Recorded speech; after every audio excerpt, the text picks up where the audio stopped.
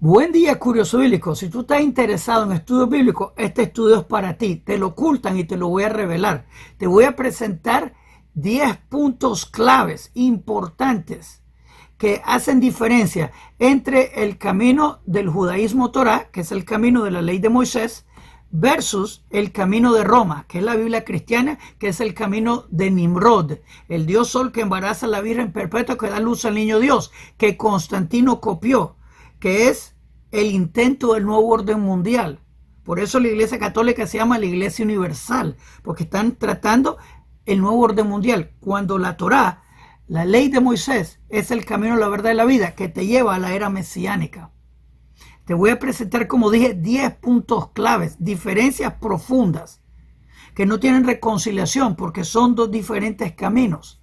Ahora, te lo voy a decir francamente, esto no es un estudio con odio contra nadie. Así que nadie se imagina que es un odio contra alguna persona en específico. Es desprecio a la idolatría, pero no es desprecio a la gente. Específicamente porque yo estoy llamado a buscar las ovejas perdidas de la casa de Israel.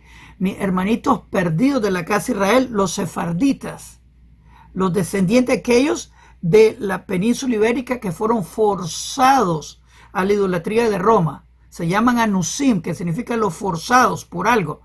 Porque un judío que sabe la ley de Moisés no cae por tal idolatría. Repito, el camino de Nimrod, el dios sol que embaraza a la Virgen perpetua que da luz al niño Dios, que es la misma historia repetida por Constantino, porque Constantino seguía el camino de Nimrod. Así que estoy repitiendo, no es odio contra nadie. Es el camino, la verdad y la vida, que es la Torá. Así que es amor a Dios. Y nuestro Dios no cambia. Él es el Salvador, Él es el Redentor. Así como Moisés fue el primer Redentor, el brazo del Eterno, no Dios encarnado, así el Mesías, que es el último Redentor, el brazo del Eterno, prometido por el Eterno, que viene de Judá, David, Salomón del lado paterno. Como es la profecía mesiánica, no es un Dios encarnado. Su papá viene de Judá, David, Salomón del lado paterno. No la historia de Nimrod, que un Dios que embaraza a la Virgen perpetua que da luz al niño Dios. Ese es otro cuento, es el camino de Nimrod. Así que te voy a presentar 10 lecciones claves, 10 puntos claves que hacen diferencia entre el camino de la ley de Moisés, Etz Haim, el árbol de la vida, el camino de la vida, versus la idolatría. Y te recuerdo, Deuteronomio 13 habla de un falso profeta que el Eterno iba a mandar, que iba a hacer milagros y maravillas. Eso está en Deuteronomio 13. Ese fue Jesús y por eso fue condenado a la muerte por el Sanedrín, por falso profeta y hechicero, haciendo milagros y maravillas. Él fue condenado a la muerte 40 días antes de la Pascua. Eso lo dice la historia judía. Pero los romanos lo clavaron en la cruz por el ataque terrorista al templo, atacando el santuario, el lugar más santo del mundo. O sea, él murió por su propio pecado. Obviamente, sacrificios humanos son prohibidos en la Biblia, así que él murió por su propio pecado, como dice Deuteronomio, como dice Ezequiel, como dice Jeremías. Nadie muere por los pecados del otro. O sea, el camino de la verdad y la vida te dice no sacrificios humanos. Nadie muere por el pecado del otro. La idolatría de Roma tiene el cuento, que no tiene fundamento bíblico, que alguien murió por los pecados del mundo. Eso es mentira. Así que aprendamos los 10 puntos claves, diferencias profundas que no tienen reconciliación entre judaísmo Torah versus cristianismo, el camino de Nimrod, el dios sol que embaraza a la Virgen perpetua que da luz al niño Dios. Aprendamos un poquito. Vamos para allá, vamos para allá.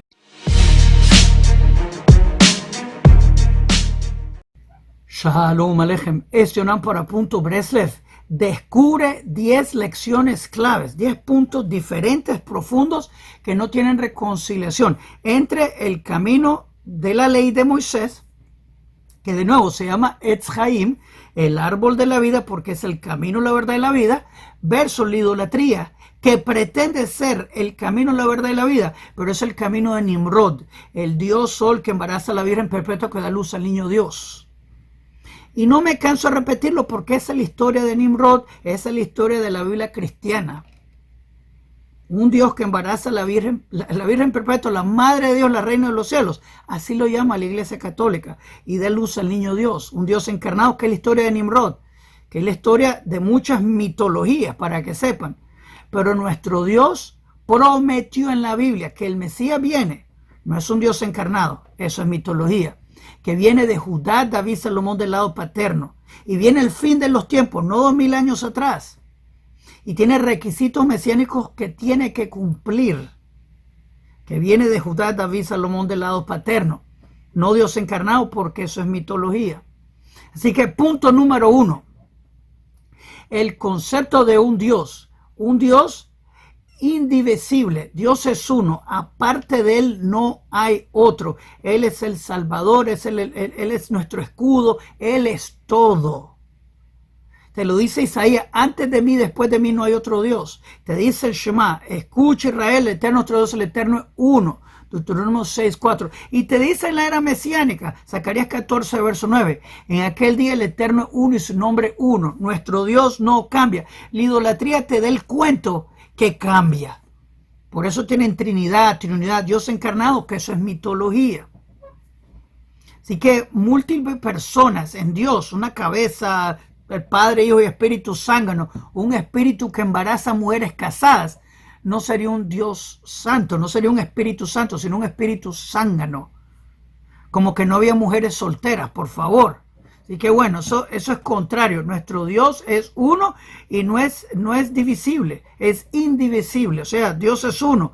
Aparte de él no hay otro. Y usted lo dice: antes de mí, después de mí no hay otro. Eso está en Isaías. Inclusive en Isaías 45 te dice que toda rodilla se va a doblar y toda lengua a confesar. ¿A quién? Al uno. La idolatría de Roma tiene las agallas de decir que se le aplica a su ídolo. O sea, robándose la gloria de Dios. Y ese es el punto de la idolatría. Viene a robarse la gloria de Dios. Un falso profeta que hace milagros y maravillas. Porque milagros y maravillas no son estándar de la verdad. Deuteronomio 13 habla de tal falso profeta y ese fue Jesús. Y el chufrito, como le decimos. Número 2. El Mesías como un líder humano, no un ser divino. Ya tenemos Dios.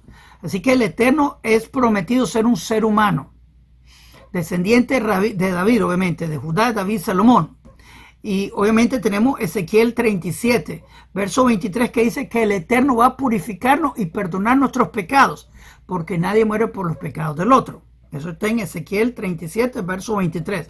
Y dice que el Eterno va a mandar a David. Así se llama el Mesías.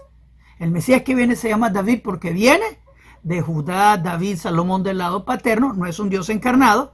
Él va a ser rey sobre Israel y el rabino del mundo. Viene a establecer la era mesiánica, el santo templo, la casa de oración para todas las naciones. Eso es profecía en Ezequiel, en Isaías, en Oseas, en todos los libros proféticos. Los idólatras hablan de un anticristo que viene a robarse la gloria de Dios. Ese fue Jesús. Por milagros y maravillas, ese fue Jesús. No cumplió lo más mínimo para ser candidato mesiánico, producto de adulterio, y la Biblia cristiana te lo dice. Su mamá casada con José salió preñada de otro. Está en Mateo 1:16, 1:18, 1:19.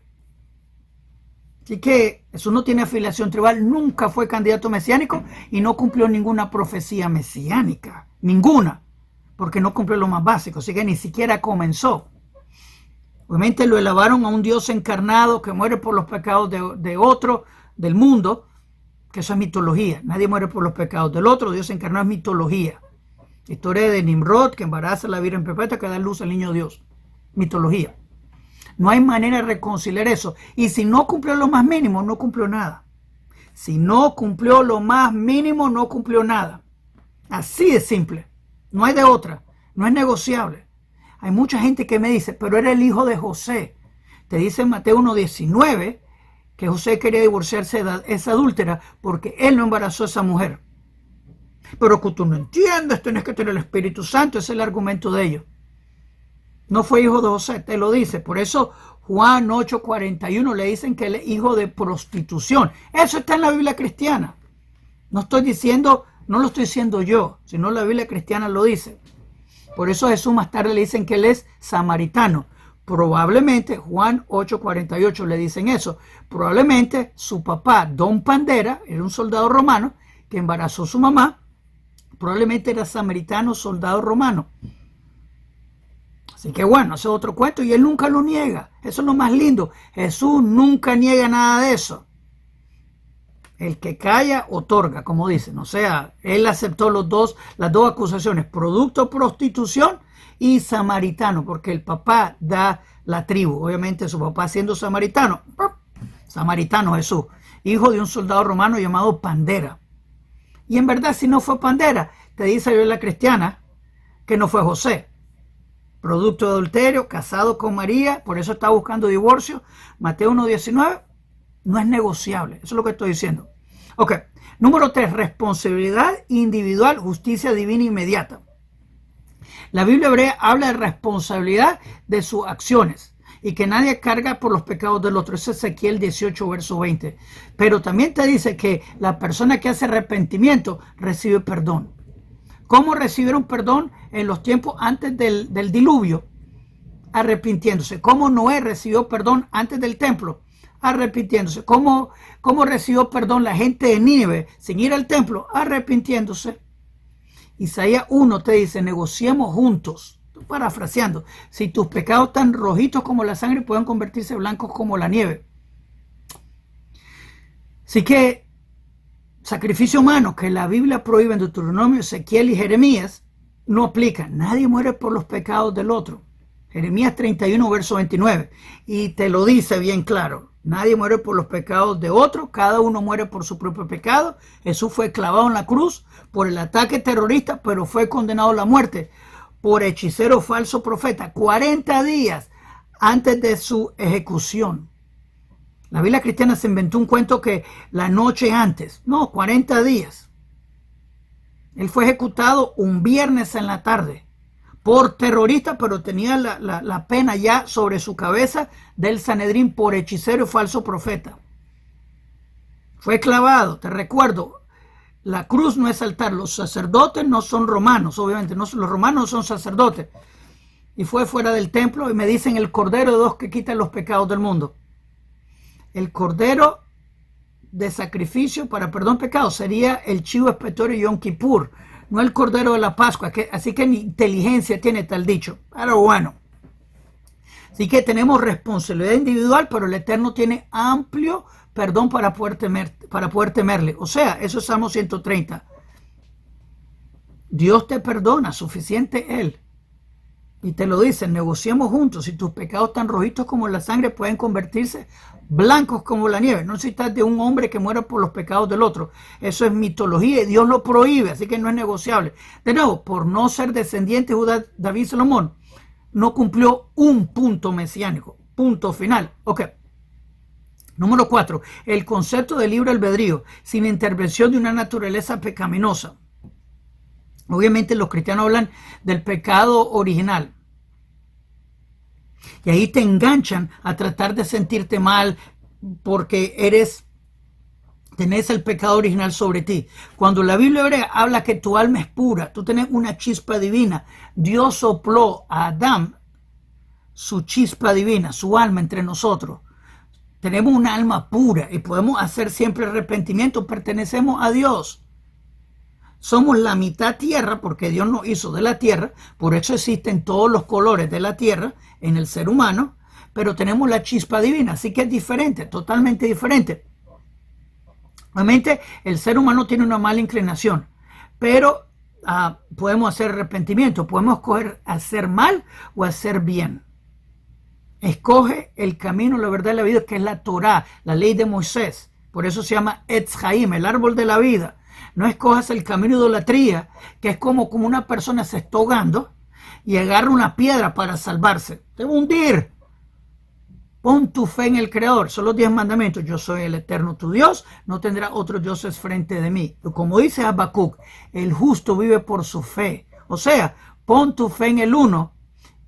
Y como dicen los salmos, sus mandamientos son fe. Así que pon tu fe en el uno y haz los mandamientos que te tocan, demostrando que tenés fe en el uno.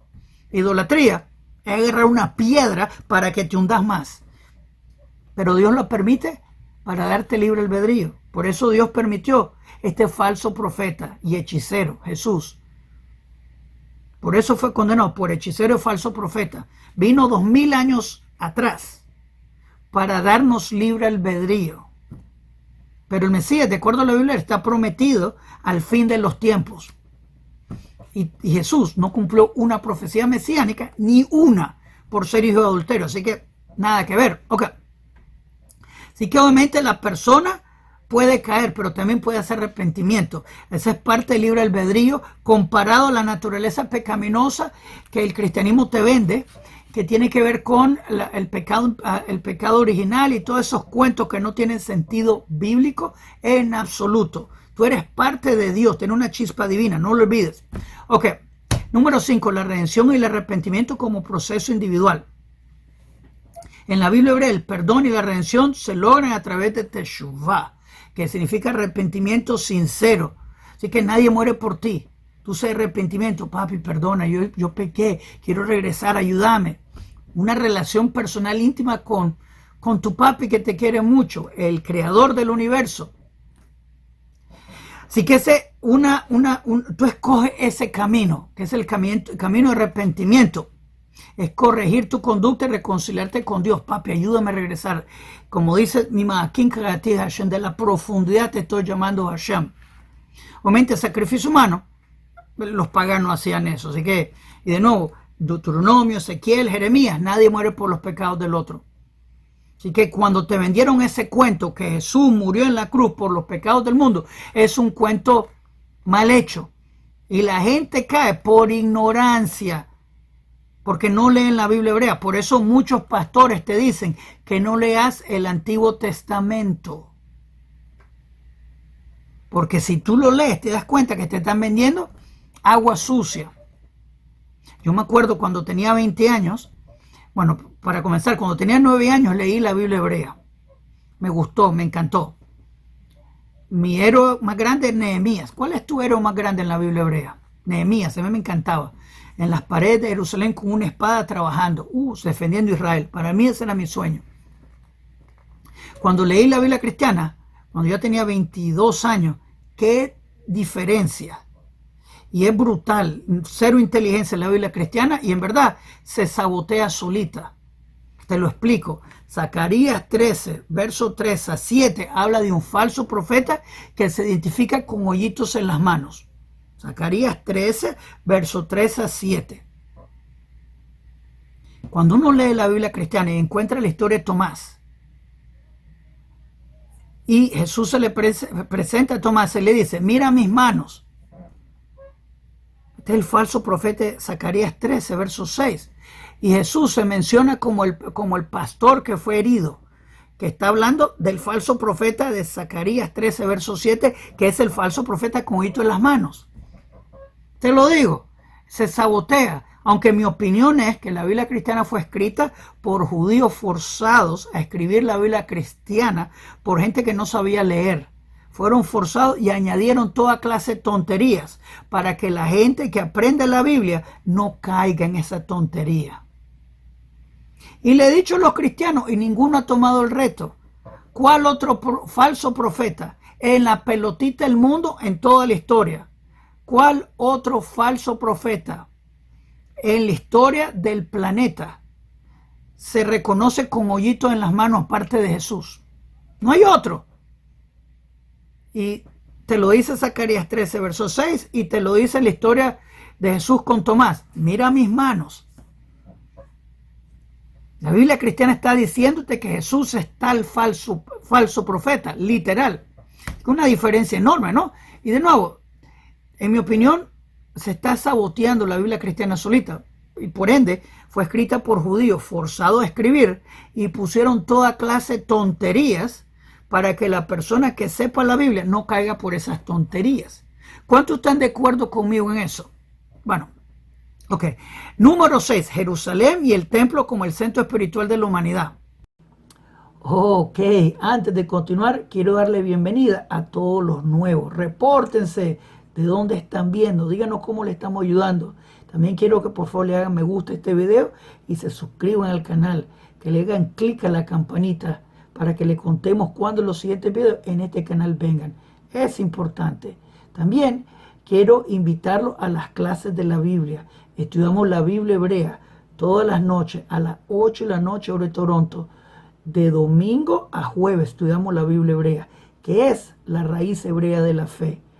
La estudiamos del hebreo, la traducimos al castellano con sus comentarios, donde todo el mundo está bienvenido a aprender la Biblia hebrea con nosotros.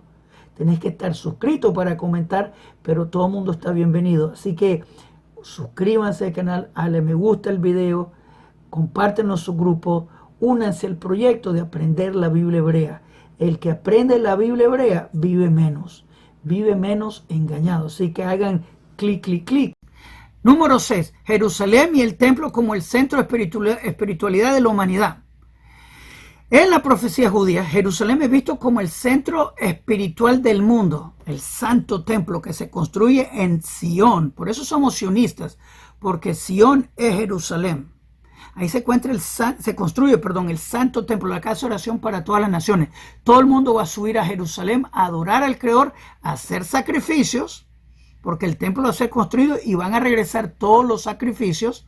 Eso está profetizado en Isaías 2, verso 2 a 5. También se encuentra en todo Ezequiel, capítulo 40 hasta el final. Todo el templo reconstruido. Te dice Ezequiel 37 al final, que este templo es para siempre y por siempre. Este es el centro del mundo y todas las naciones van a subir, y las naciones que no van a celebrar tabernáculos en la fiesta de tabernáculos van a recibir las plagas de Egipto. O sea, el centro espiritual mundial. No hay de otra. Obviamente, la Biblia cristiana habla del Nuevo Jerusalén que no tiene templo. Te lo dice, no hay templo. Y obviamente tiene otro cuento total que, más que otra cosa, es historia del panteón griego. Es bastante sorprendente. Ahí te encuentras a Hades, que Hades era el enemigo de Hércules, y Hades era un ser mitológico. Jesús fue al infierno, de acuerdo al libro Apocalipsis, a quitar las llaves de la muerte a Hades. Pero hay muerte, así que, y le fue a quitar las llaves a un ser mitológico, y Hades es el rey del infierno, el dios de este mundo, de acuerdo a la mitología. Pero de acuerdo a la Biblia hebrea, Dios es el Dios de toda la creación. No hay otro Dios aparte de él. O sea, es una idea zoroastria. Obviamente Jesús tiene un encuentro con un ser mitológico. En la Biblia cristiana, el libro Apocalipsis, tiene cuentos mitológicos. Encontrás a Hydra, encontrás los 4 jinetes, que tiene que ver con otra mitología. La Biblia cristiana está llena de mitología. Juan 1:1. El comienzo fue la palabra era Dios, la palabra estaba con Dios. El Cordero de Dios que menciona es el Dios Cordero Canum. Es el Dios Canum que nosotros descuartizamos en Egipto y pintamos los marcos de las puertas con la sangre del Dios Cordero, demostrando fe en el uno. O sea, la persona que cae por el Cordero de Dios está alabando el enemigo de Dios que nosotros descuartizamos, ¿sí me entiende? Literalmente se está saboteando. Regreso. Jerusalén para la persona de fe es el centro del mundo. Para la idolatría es la iglesia en el Nuevo Jerusalén, que no tiene fundamento bíblico porque ni siquiera tiene templo, y te lo dice, no hay templo. Y la Biblia hebrea, en Ezequiel 37, el templo es para siempre. Solo uno puede estar correcto. Ok. Número 7, la ley y los mandamientos son eternos y sagrados. En la Biblia hebrea los mandamientos son eternos. Deuteronomio 29, perdón. Así que no existe la idea de una nueva ley. Por eso Malaquías te habla, recuerda la ley de Moisés. Le está hablando a Elías en la era mesiánica. En la era premesiánica, la era mesiánica. Todos los sacrificios de Levítico regresan en Ezequiel 43-44. La ley de Dios para siempre, por siempre. El Mesías de Israel va a enseñar la ley de Moisés. Él es el rabino del mundo. Isaías 2, versos 2 a 5. ¿Qué misión te sé Torah udevar Hashem Yerushalayim?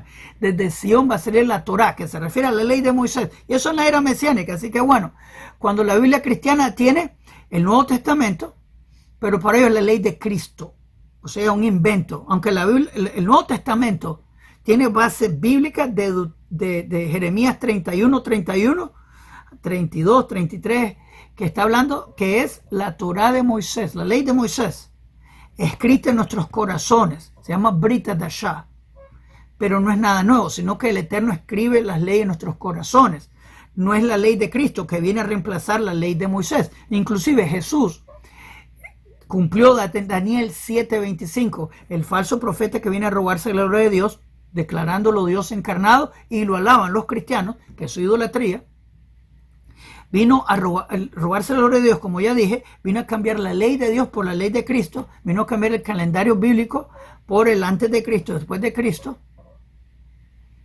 Vino a perseguir el pueblo de Israel, y él lo dijo, no vino a traer paz sino guerra, vino a traer conflicto entre padres e hijos, que es lo contrario que dice Malaquías del Mesías, que el Mesías va a traer reconciliación entre padres e hijos.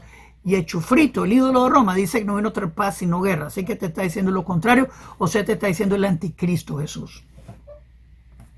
Dijo, el que no cree en él, que se lo traigan frente a él y se lo decapiten. Eso fue Jesús, Lucas 19. O sea, él es el autor de la Inquisición, cruzada, holocausto y toda clase de muerte, y por eso fuimos forzados a convertirnos a su idolatría, porque una persona que sabe la Biblia no cae en tremenda tontería. Ok, promesa, la profecía del fin de los tiempos. La Biblia hebrea habla del fin de los tiempos, que es la restauración de Israel, no el fundamento de la iglesia en absoluto. Y el juicio final es contra la idolatría, y la gente va a abortar idolatría. Eso es Zacarías 13, verso 2. No más idolatría. La idea que el Mesías viene segunda vez es mentira total, no tiene fundamento bíblico. El Mesías viene de una sola vez y ya. No viene 3 veces, 4 veces, como tienen ya cuento.